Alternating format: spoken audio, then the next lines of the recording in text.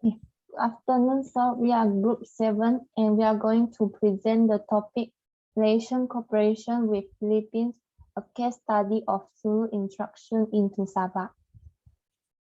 Our group has 4 members, which are Jing, Tian, Ong Shi Mei, Tuie Xui Mei, Tang Xin Ru. Introduction. Malaysia belongs to the Three World countries on the international stage and represents the role of neutral countries. Malaysia is one of the developing countries in Southeast Asia. Malaysia's political and social development is good, and Malaysia has a good material trade, currency exchange, and labor market. Besides, Malaysia is also an pattern country with West country and West traditional. Besides, Malaysia is a country formed by 13 states and a federal government. Next.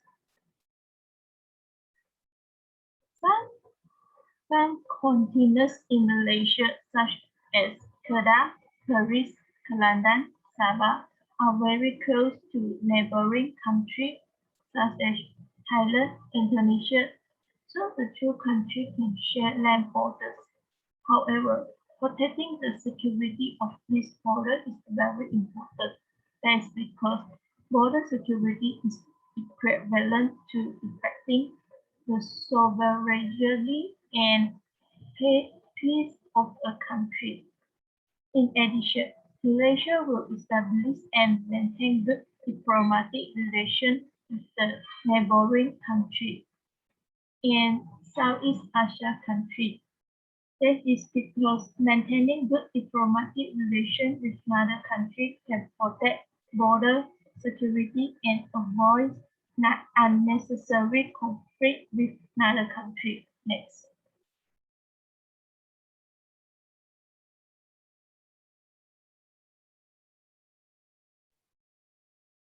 In background of the case study of Sulu intrusion into Sabah, firstly, Brunei handed out Sabah to the Sultanate of Sulu in 1658. The Sulu Sultanate was progressively taken over by Spain in the second half of the 19th century, while Sabah was placed under British protection.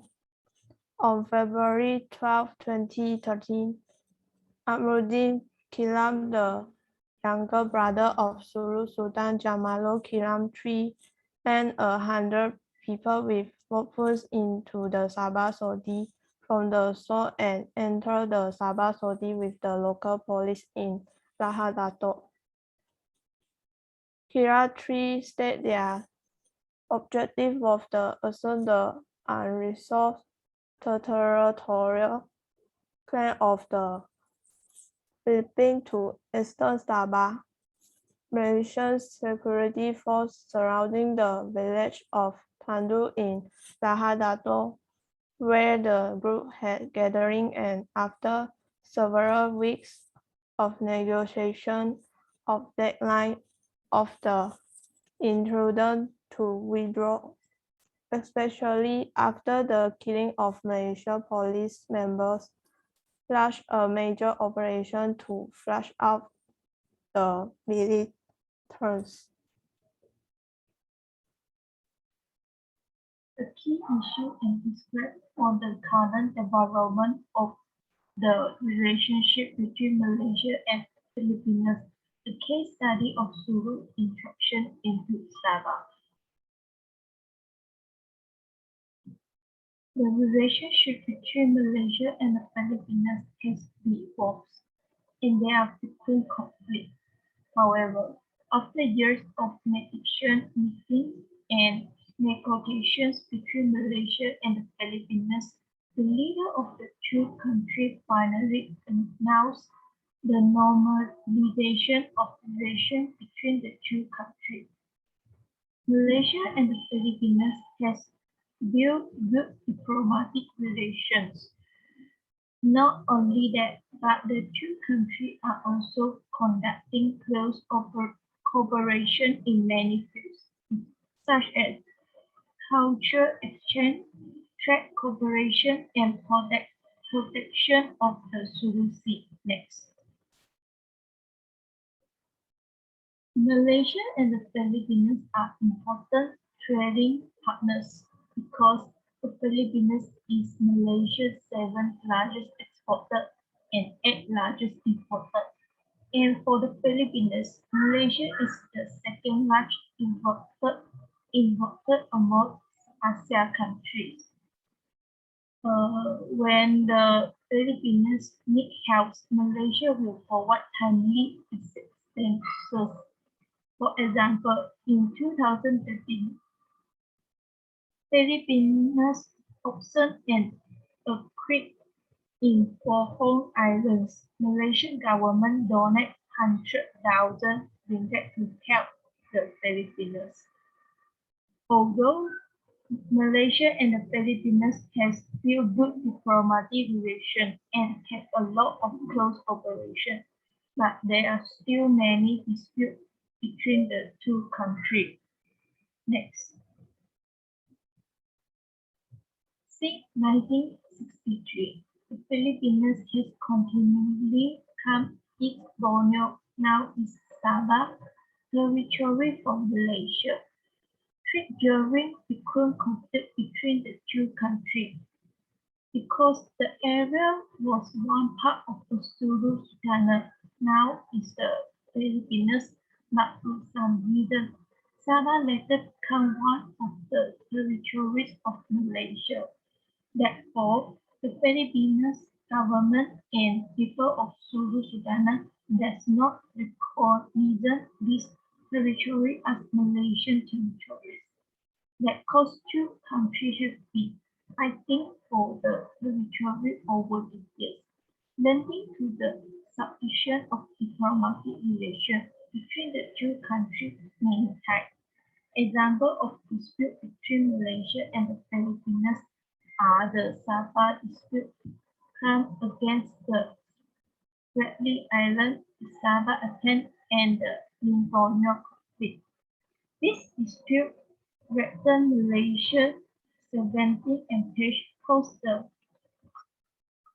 the deterioration of relations between the two countries and endangered the safety of the people of Sabah. Next. In February 2013, a group of army troops come from Sulu Sultanate entered the east part of Sabah.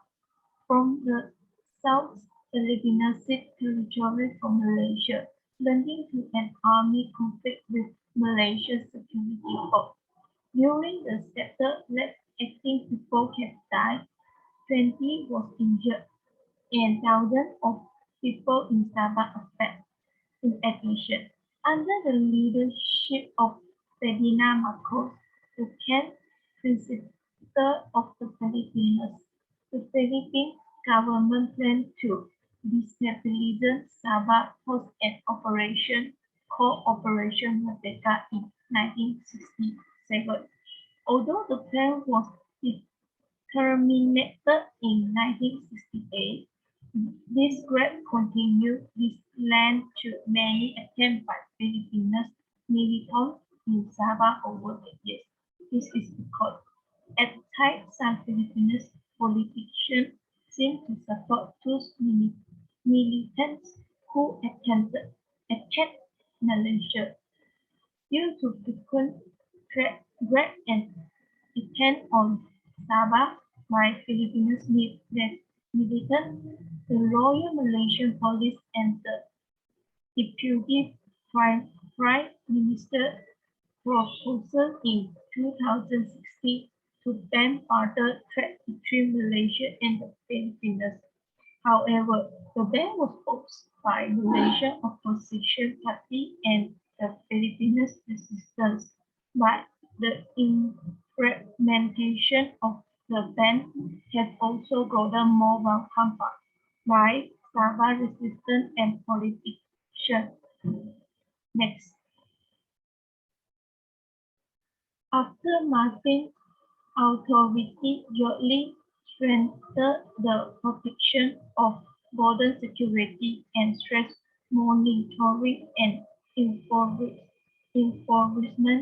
of border militants. Malaysia decided to resume further trade activity on February 1, 2019. Although battery activity has resumed, Sabah insists that it continues to trade with the Philippines with caution. This attack put the people of Sabah state often living in danger.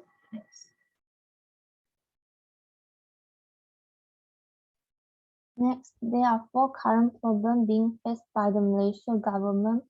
The first current problem being faced by the Malaysian government is inverted by armed men cause Malaysian security become worse. On 5 March 2013, Malaysian force launched a land and air counter-offensive to put an end to the intrusion in Sabah by armed men from the South Star Loyal Sulu Army. About 200 armed men from the Sulu archipelago in the southern Philippines arrived in Sabah by motorboat and occupied a town in Lahad Datu on 11 February, catching the Malaysian and Philippines government by surprise. Both governments urged the gunmen to live peacefully, and Malaysia gave the group a series of deadlines to comply, the last of which ended at midnight on 27 February. On 1 March, Malaysian security force attempted to force the Sultan followers out of the town. Next. The two side agents in a 30-minute shootout that killed 2 Malaysian police officers and 12 Filipino gunmen. Malaysian Prime Minister Najib then ordered an air and ground assault on 5 March. The escalation of violence failed to drive the Filipino gunmen from Lahad Datu, but it did result in significant casualties. Likely convinced of the hopelessness of his cause following the government military assault, the Sultan called for an immediate ceasefire on 7 March. However, Najib rejected the ceasefire and said it would only be granted if the Sultan followers lay down their arms. Next.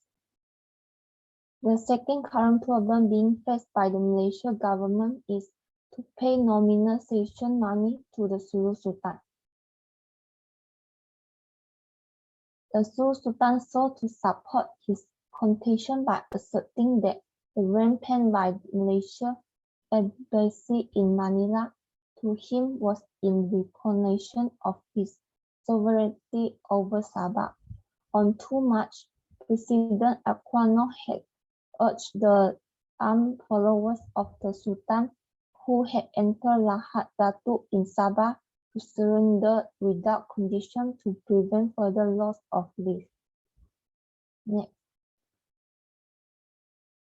The situation was in Lahad Datu and spread to Semporna and Kunak, with the overall death toll so far standing at 62, including 8 from the Malaysian police and armed force. The former territory of North Borneo was ceded or leased in perpetuity to the British in January 1878 by an agreement signed between the Sultanate of Sulu and 2 British commercial agents, namely Alfred then and Baron von Overbeck of the British North Borneo Company, in return for payment of $5,000 million per year. The sum was increased to $5,300 when the lease was extended to include islands along the coast of North Borneo. After World War II, the British allowed North Borneo to join the Federation of Malaysia in 1963, and it was renamed Sabah. Next. However, until today, The Malaysian embassy in Manila continued to pay nominal session money to the heads of the Sultan of Sulu, amounting to 5,300 ringgit per year. The Philippines claimed sovereignty over Sabah when it joined Malaysia but agreed in 1977 not to pursue the claim. In 2008 years, an initiative by Noor Mishri, a leader of the Moro National Liberation Front, to take the Sabah claim to the International Court of Justice was regarded as a non-issue by the Sabah authorities. Next. The third current problem being faced by the Malaysian government is the relationship between Philippines getting worse. Malaysia and the Philippines are close partners on economy and security issues, and the relationship between the two governments appears largely unaffected by the conflict. MILF chief peace negotiator Mohammed Iqbal said that the standoff in Sabah will not affect the peace process with Manila. Malaysia is the facilitator for negotiations between the Philippines government and the MILF. However, the relationship between the two countries could be hurt due to rising nationalist sentiment. The public mood was worse by President Aquino's high-profile appearance in the media to urge the government to surrender, and the revelation that a letter from Kiram to Aquino expressing his dissatisfaction with being sidelined in the MILF peace process was lost in a bureaucratic mess. The last current problem being faced by the Malaysian government is the Philippines' claim over Sabah. Next. The first official attempt by the Philippines to claim Sabah was on 22 June 1962, when the Philippines filed a claim over Sabah against the United Kingdom. Before the annexation of Sabah as part of Malaysia, it was ruled by the Sulu Sultan. In 1658, Sabah was ceded to the Sulu Sultan for helping the Brunei Sultan settle and suppress a revolt. The northeast coast of Borneo was awarded by Brunei Sultan Abdul Hakim Mubin to the Sulu Sultan Salahuddin Karamat Dakhtiar. From 1735 until 1742, Sabah was under the control of Sulu Sultan, especially by its coastal inhabitants. Next. However, the control over the territory was relinquished to the British, specifically to the British North Borneo Company between 1878 and 1946 under the treaty signed on 4 January 1878. North Borneo became a British Crown colony on 10 July 1946. The Philippines maintained its territorial claim over Sabah based on the 1878 peace treaty and based on the historical account that Sabah is a gift from Brunei Sultan to Sulu Sultan. The Philippines stand firm that the 1878 treaty was a lease and not a deed of cession, as opposed to the claim and contention of overbet. And then on 22 January 1878, where the British North Borneo Company presented the said treaty in London, saying that the Sulu Sultan ceded North Borneo to them under their translation and interpretation of the contents of the 1878 treaty. Next. Nevertheless, Since the founding of the Federation of Malaysia in 1963 to this day, the Philippines has refused to reorganize the possession of Sabah by Malaysia. The Philippines has maintained its content that over back and then only transferred the right on the leasehold and not sovereignty over Sabah since the transaction was a private one. However, the British government maintained its stand on the matter that North Borneo was ceded to them and its refused to allow any Filipino or third party for that matter to examine its copy of the contract.